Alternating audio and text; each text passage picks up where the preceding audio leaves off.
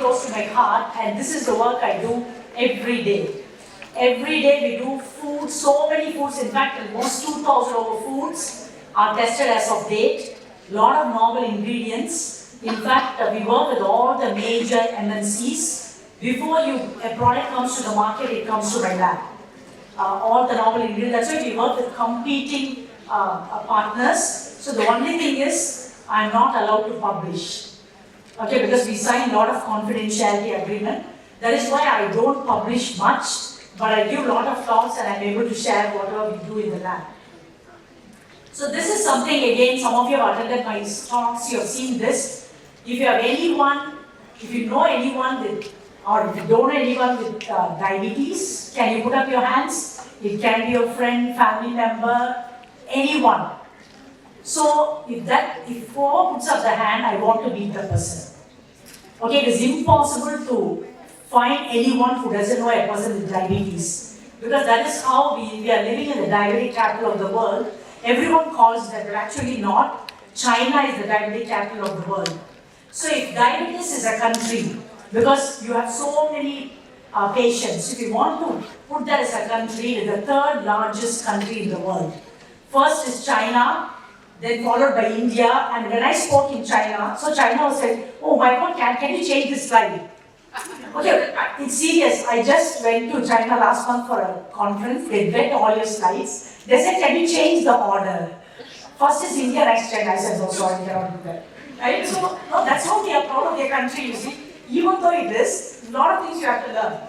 Okay, this pre-diabetes. From the term, you see, it is preventable, it is reversible. So, but among you, including me, if you go and test your glucose levels, I bet 50% of you will be pre-diabetic. Okay, those who walk into our lab, previously I used to just take people, by fasting blood glucose. For the past few years, we don't. Because we noticed that we always put a continuous glucose monitoring. That is something I use like a tool every day. In fact, I just removed it. I still have one, I haven't put it on. Then what I realized on the flight, I should have put it on. Then this morning breakfast, I can tell you what is my glucose reading now. Okay, so that's how it is. With that, we feel a lot of fluctuations, especially in the younger cohort. You will not believe 20 plus, they are pre-diabetes. So again, you can see coming events cast a shadow. And we miss this shadow, and the shadow is nothing but being overweight, being obesity. I always tell them, I don't know whether you have IKEA here or you call us IKEA. Right? So I always tell my patients, go to IKEA, get a free measuring tape, and then measure your waist. If your waist is larger than 80, you are pre-diabetic. You are the pathway to simple. Don't measure your weight. Right? We always believe health at every size. Okay, some of them may be bigger body frame, but you may be super healthy. But make sure waist doesn't get bigger over the years. So this is something, it's like you can see there is a window period. I'll show you how it starts. So you can see all of us have normal glycemia, right? Except for those who are insulin dependent. So we're all born, like let's say healthy. And then as we go on, slightly the glucose level increases. Okay, it goes like this. So maybe the first one, you see glycemia is like this. It goes, increases, and we can also bring it to normal. Okay, how do we do that? Same thing in the case of whenever you have glycemia, it is based on your beta cell function. Also pretty normal. Then it goes down. Beta cell goes down. That means it's worsening, right? And then you also can change it. It spikes, you can change it. Insulin resistance goes up. You can work on it. Then bring it down, do it. So how do you do that? Simple diet, right? So you can show, in between I've shown a window period, right? So this window should not be missed. It's very, very narrow. That is your 5.7 to 6.4. And if you miss this, once you're classified as a diabetic, there's no turning back. You are diabetic until you die. You can tell, yes, my diabetes is under remission, but it's not the same. Okay, it's already, all your parts are, it has got a stamp that you are diabetic. So that is why you should not miss this window period. So as dietitians, when patients come to us, first thing, if their body weight is higher, talk to them. Even though we say, talking about body weight is actually not right, but to me, in Singapore, we have recently started Healthier SG. Every GP has to talk about three things: body weight, blood sugar, blood pressure, and of course cholesterol. Very, very important. This is across the country, and we are too late in that, but at least we started now. And role of macronutrients. So how do we do this? Here again, I know this topic was given to me, but I put a strike on it because it is not de-adaptation strategies. How do you, I want to put it in a positive manner, how do you just have some strategies so that you don't even get prediabetes at all, right? So how do we do that? Very simple, we start with carbohydrates. So when you look at every patient who comes, I am talking about as a dietitian, like a storytelling. If a patient comes to you, immediately, see, we are dietitians. We cannot assume they know. So always make sure they know what are your macronutrients. Out of the three macronutrients, carb, protein, and fat. It is very simple. We may think it's simple, but actually the most complicated thing is carbohydrates. When you measure, in fact, one of the worst foods you should never touch is cornflakes. Glycemic index is 140, 150. Okay, we have tested all over the world. Almost 40, 50 types of cornflakes we have tested. And the cornflakes with added fiber also the same. The fiber loses its structure when it's being extruded. So that is why carbohydrate quality is not simple to measure. So when you look at it, these are the maximum impact on your blood sugar levels. Then why are we still eating so much of carbs? So this morning breakfast was misal pav, which is carbohydrate, and then what is the other one? Upma, carbohydrate. So I'm just eating carbohydrates. And misal pav had the legumes, so which is pressure cooked, right? So when you pressure cook a legume, the GI goes high. It is no longer low GI. So we have tried all methods of cooking as well. So that's why actually the problem with our Indian food is we pair carbs with carbs. No other diet does that. In the case of wine pairing, I don't know what wine pairing costs, but I thought why not I do carb pairing. So I tried carb pairing and I put on my glucose, continuous glucose monitoring, and we do what we do with kids, jam, bread and jam. Okay, carb and carb. And you do masala dosa. Dosa is carb, inside potato is carb. Everything is like that. Almost, I created a list of so many foods and how you change the pair. And we try tests and it works, right? So know the impact. First is know your carbs. Then you have to know the impact of these carbs. How do they raise your blood sugar levels? So with this impact, again you can see which has the maximum impact will be, again, your carbs, right? But at the same time, you can see your chicken, your fat. The problem with protein is it has, after 2 hours, the glucose rises, which you don't see. We always tell patients, measure after 2 hours, correct? So which is very wrong. So we do continuous glycemic response. So after 2 hours, there is a spike. I always call it a double camel hump. So 2 spikes will happen. So which is when you eat too much of protein. Okay, that's why protein also too much is not good. Okay, so the next one. So this is how it is. You can see carbohydrates create a maximum spike.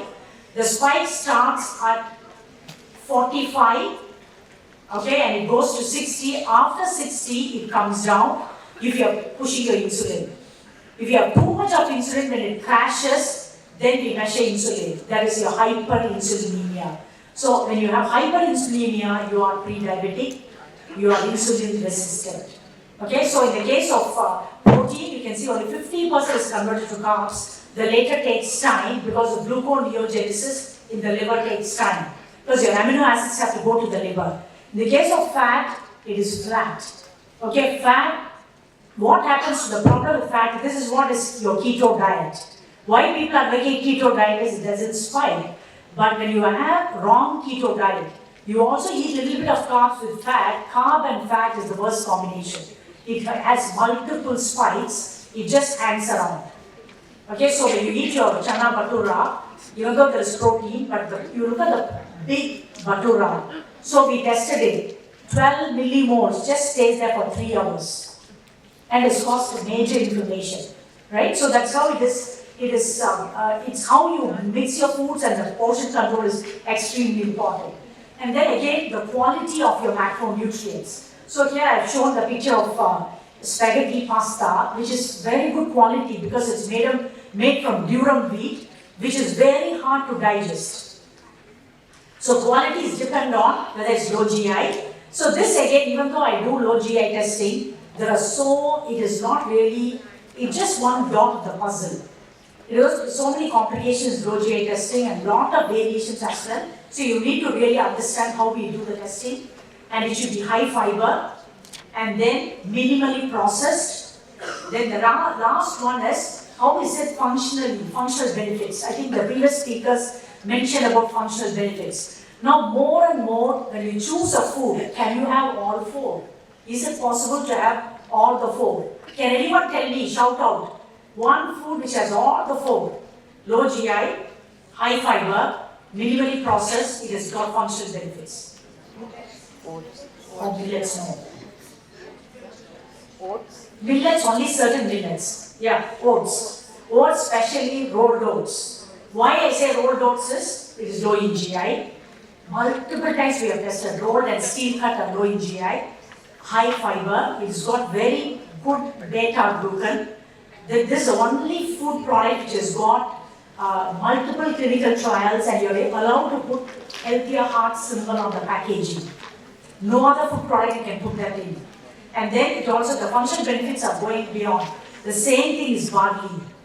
Barley also similar. Millets, foxtail millet, yes.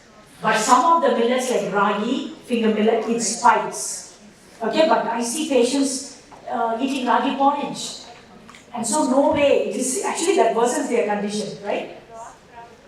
So this again, I think you all know what is low GI, medium and high.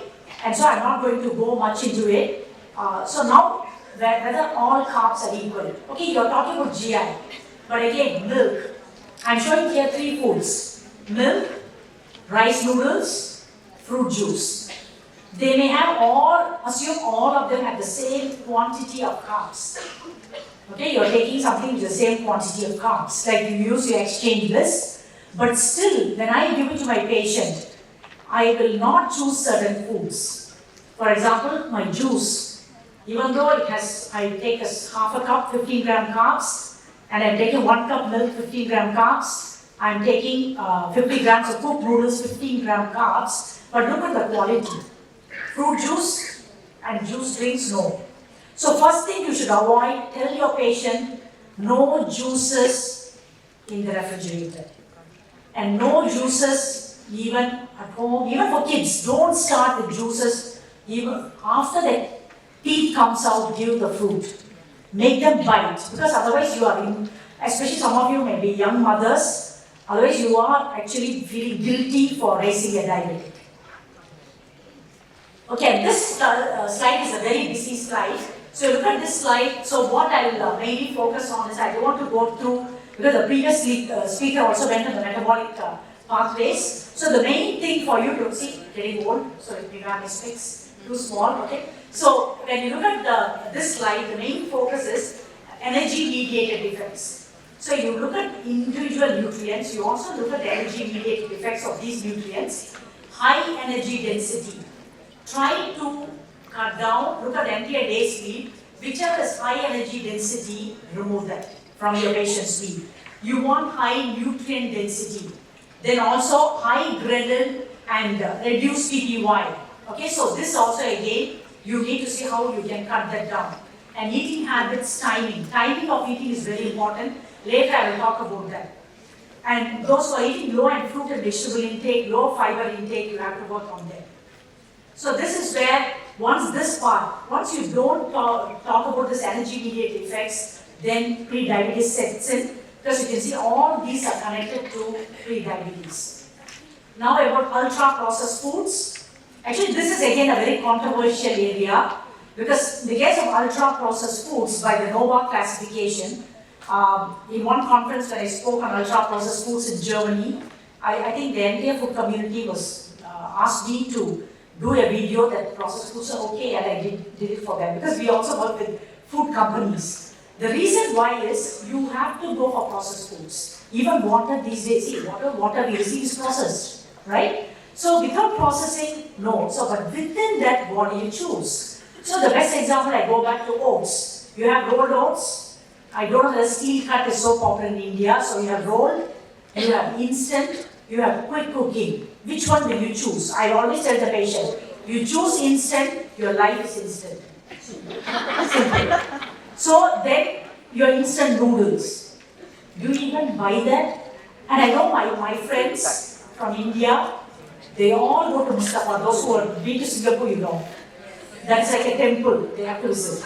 So they go to Mustafa and they buy Maggi instant noodle from India.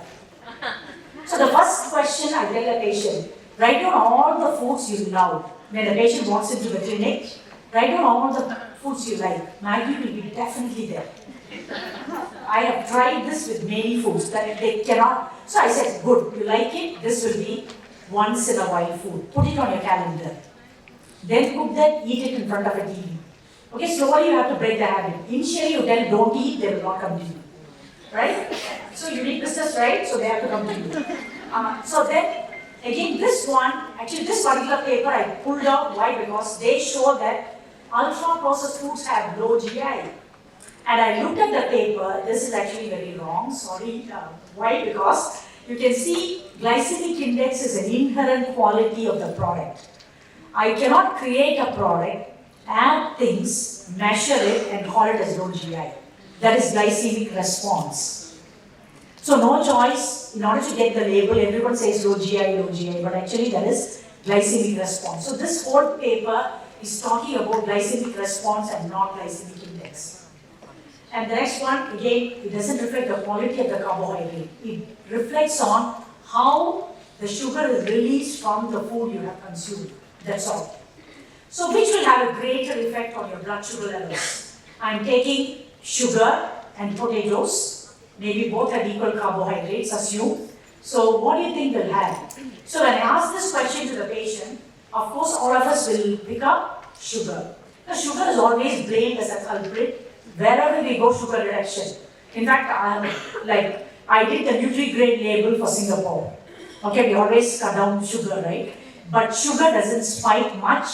Which spikes much is your potatoes. But still, I will eat potatoes than sugar because sugar has empty calories. At least potatoes have starch, it has potassium, it has a lot of minerals. So, see, this is again you have to tell the patient. It's not that bad, but how do you cook your potatoes? When you're going to eat rice and potato, that's bad because you're pairing again carb with carb. Chapati and potato, no. But what we do, we mix up chapati with potatoes. Right? So then I tell them, good, you will next come to me stuff. Right? So when you look at all this, everything simple, always show food tips and start like a story from what they like. So peanuts, peanut butter. Of course, peanut butter is good, but it's heavily processed. But can I eat a lot of peanuts? No. Because peanuts again, in one study we did peanut milk, peanut butter, different types. Somehow compared to almonds and all that, it still spikes. Okay, whereas almonds, walnuts don't spike much. And the rest we have explained. And this particular study, I don't know if my reference is missing. They're divided into a quadrant, and you can see on the top right-hand quadrant is all your foods which are low in GI.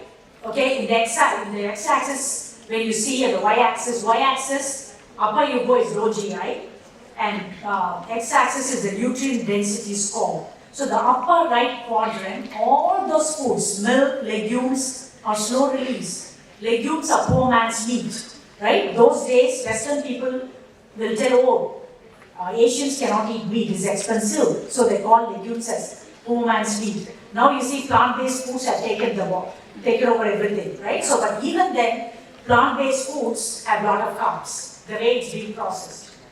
Next one, after you talk about the quality, then you go to the quantity of carbs, counting your carbs. Do we teach patients how to count carbs? This is a tip we have to teach. Don't think, oh, it is very tough. No, it is not tough. if your patient can count money, why not carbs? Right? It is very simple. Okay? If they cannot count money, then I tell you, if you don't count your carbs, your money is going to the endocrinologist. Rather just count your carbs. Right? So, better control. So, how do you know 50% of your plate? If you're more than 50% is carbs, today's breakfast, it is poor quality. And then simple high GI carbs dominate. If your meal has simple high GI carbs, again you ask yourself. And if your meal has 4 exchanges or more of carbs, which is 4 times 50 is 60 grams or more. So for breakfast, some of them eat 4 slices of bread, 60 grams. Big jam, 100 grams, right? So this is how it goes. So how low can you go? Then the next question. So how low will you go is, you have the classification very low and whatever. I don't believe in very low carb diet. I am a carb person, GI person. So I have never gained weight. As far as I know, 30 years I have the same weight. Why? That's because of low GI, low GL. Not plus GI, plus glycemic load as well, right? And of course exercise. So when you look at this, you try to fix your patient the window period of moderate to low carbs, minimum 130 grams of carbs. Whatever weight your patient is, you have to have minimum 130. This is not for children, for adults. This 130 is required by your brain. Okay, so you need to have the basal levels, otherwise dementia will come in sooner. Rather, by getting dementia in 80s, you will get it in your 60s. Right, so 130 grams, remember 130 is a must to have. Right, so next one is going on to protein. In the case of renal disease, we will talk from protein and then carbs. But now, for pre-diabetes, we go with protein. Next one. So, hard truth. One of the major truths is India is the world's only country in which more than 53% of the population does not eat enough protein. Okay? So, multiple references. One of it is also done by Dr. Mohan's group. I took all references from there. So especially South Asian diets are very high in carbohydrates. And we all know this, but what have we done? We have not done much. In fact, I will be having a meeting with Kellogg's to see how we can work with them to create high protein, healthier functional products. So then, importance of protein in pre-diabetes management. That is your fifth takeaway point. So when you look at this, we start with aging. All of us age. The day you're born, you're aging, right? So when you look at aging, aging naturally causes insulin resistance. Okay, that's a natural phenomenon. So why it causes insulin resistance, that to about 40 years is, once you touch 40, every decade you're losing 10% of your muscle mass. So there is increased muscle breakdown, MTB is increased muscle breakdown. Your muscle mass reduces. It is a phenomenon, it's a natural phenomenon unless you exercise. Then this leads to sarcopenia. That's a different topic, right? And diabetics are sarcopenic. Okay, then anabolic resistance comes in. And what happens is with reduced muscle mass, you also have reduced muscle protein synthesis. So it becomes like a vicious cycle. You are caught in this cycle unless you increase your protein intake. Otherwise, your carbs will be converted to fat, and your protein, whatever minimum you eat, will be used for your processes. You don't have anything for your muscle building. So how much quantity? So there are many studies which look into 0.8, 1, 1.5, but always remember this simple. Whatever you make, I always believe in KISS principle. Keep it simple. Okay, that is KISS principle.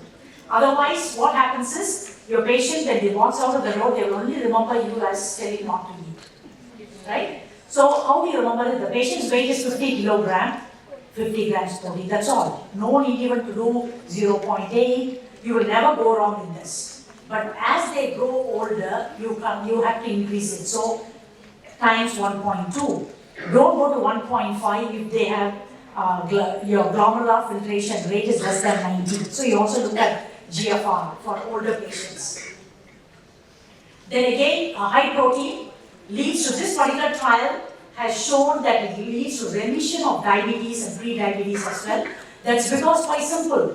You cut down your carbs, mostly simple carbs, replaced with good quality protein, of course your glucose levels will be alright. Correct? But only thing is, ask yourself, can the patient suffer? Because protein calories is expensive than carb calories. But we have pulses. Okay, India is the place for pulses. So how do you eat them? Later in one of the slides I've shown. So how much protein? I think I mentioned that. Just keep it to 1 gram per kilogram body weight. And this particular study preview project showed that whatever protein you eat, compared to meat protein, plant proteins are better for patients with diabetes. Why? Because plant proteins are low GI, high fiber, no cholesterol, no saturated fat. Animal proteins have saturated fat, trans fat, which increases the risk of diabetes. And then next is, can you increase it to 1 to 1.5? Yes, you can increase it if their kidneys are functioning normally. And type of protein, this is where we talk about plant protein reduces the risk, but here I'm not talking about impossible burgers. You know what I'm trying to say? Not the fabricated protein, but naturally our legumes and pulses. So are all plant proteins the same? Cooking processes. So suggest this, the best here out of it is sprouts. So they don't spike your sugar levels because there's a lot of GABA. Okay, its sprouting process creates the amino acid, it modulates the structure. So even though the glucose is released faster, it still doesn't spike. So the best is sprouts. You can cook your sprouts. See, my suggestion is, I don't believe this, my personal opinion. I represent so many associations, so I should be careful in what I say. My personal point is, I don't believe in raw foods. Because mainly food safety, you have no idea where your cancer gene is in your body, so I don't want you to trigger any immunoresistance and all of that. I have seen so many cases like that. So just saute. Saute with a little bit of fat, good fat. It actually is better than eating without fat because you want your balanced meal, right? So this has carb and protein, both. So don't go and add another carb. Just put a little bit of oil, any oil you want. I don't believe in different types of oils because I feel whatever my grandmother ate growing up, she's still alive. So why am I bothered about spending my money on fancy fats, right? So you can check on these. Pressure cooking is not allowed as well. And again here, the Rotterdam study shows also specific dietary protein prevents insulin resistance. Okay, so fat, quantity and quality. So normally for diabetics, the quantity will be based on 30%. 30% from your energy needs will be the quantity. Quality, of course, all the healthier, but don't use too much of polyunsaturated fats. They are pro-inflammatory. Go for monounsaturated fat. The best is our groundnut oil and our sesame oil. Okay, these are our age-old oils. You can use them. Unless you feel, okay, my patient can afford olive oil, let them go for it. Otherwise, use what we are used to, what is grown in the region, because we also should practice sustainability. So this is again something which is, we did a study, a major trial with Karolinska University, Sweden. Macronutrient type and sequence during mealtime preload, does it matter? It matters. Preload can be 30 to 45 minutes before a meal. We did the study for 30 minutes preload. I cannot tell what was used because this was something confidential, but the preload contained protein and fat. And so during mealtime they ate carbs. They also can eat protein, but major protein was pushed to preload. The same thing, we also did a preload with vegetables. Protein with vegetables, then the carbs came. So this actually changed your glucose tolerance, was better. Oral glucose absorption was decreased. Oral glucose absorption, the buccal absorption, and beta cell sensitivity improved, as well as insulin clearance was better. So this again proves that the order of eating helps, but is it practical? Right? Unless you sit in your office, you have meal for 1 hour, what you do, starting, you eat a handful of sprouts, protein, right? Then maybe after 30 minutes, you can start your carbs. You can practice. Actually, now I am trying to do that. So if I have a lecture, before that I eat my protein, then come after that eat my the remaining things. But composite meals is very hard. It's going to be like a one dish meal. So this again, I've shown you preloading. Avoid saturated fat for preloading. So if let's say you ask me, can I eat coconut oil before preloading? Strictly no, because it really spikes your sugar levels, right? So DPP-4 inhibitors are also lower, so that's not advisable. Okay, addressing the gaps. Just last few slides. Research to practice. So when you have this gap, how do you address that? You have a lot of gaps, and how do you really address the gaps? So what you have to do is, that's why when you time in between meals, you eat one meal, you're finished with the carb. Then your second meal, still your carb is there, so give that time. At least minimum 3 to 4 hours break, then you eat your second meal, unless that in between meal should be just your vegetables. Okay, non-starchy vegetables. Okay, so this I skipped due to lack of time. This is a slide, very latest, just issued in Nutrients. You can go and look at this article, excellent article showing about carb, protein and fat, and how certain proteins are also not good. Too much is not good, like glycine is not good as compared to arginine, and branch-chain amino acids, too much is not good. So a lot of sports nutrition people use so much of BCAAs, that is why you hear suddenly they drop dead while exercising. That's because of this. Okay, so we did a plate lecture with Abbott and of course Diabetes Singapore. I'm the president with my institution. We launched a plate, and this is given to every diabetic patient who walks into the clinic. Half plate vegetable, non-starchy, and the remaining will be your. So always fist food, simple. Cut down, you'll be able to see a difference. So portion control, that is the first option. Then there is your quantity, quality, frequency. So always, when we choose gold, diamonds, we go for quality. Have you ever thought, why not we apply that to carbs? We have one body, you can buy multiple jewelry, but you just have one body, so treat your carbs as gold, choose correctly, right? So I never believe in diet, because you should not diet, rather what you do is, the way of eating should be pleasurable. Enjoy what you eat and choose what you like. And the personalized nutrition, so many articles, there's no clear verdict. This is what works, so far no. I did all the meta-analysis. No one says this works. So what works is personalized nutrition. So I strongly believe in nutrigenomics. So do what works for you, what works in your family, right? So I know we can beat diabetes. Thank you so much. And you can and when you visit Singapore, welcome to visit my institution. It's one of the best campuses in Singapore, facing a beautiful reservoir. You can come in anytime. You can just email me when you're in Singapore. Thank you.